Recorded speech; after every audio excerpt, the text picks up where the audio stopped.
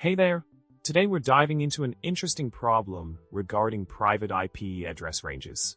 The problem revolves around the confusion regarding the use of default CIDR prefixes like 8, 12, 16, and questions if they are necessary when defining private IP address ranges.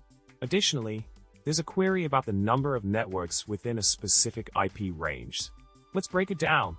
In the solution provided, it's clarified that the CIDR prefixes are not default values, but rather a way to define the available range of IP addresses.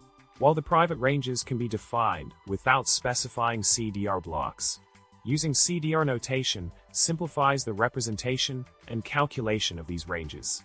It's akin to using shortcut codes for quicker understanding and implementation. And yes, you can absolutely subnet these ranges in any way you desire. As for the IP range query, the 16 prefix does not limit the network to just one with 255 by 255 host addresses. This range can be further subdivided into smaller networks, allowing for more flexibility in network allocation and management.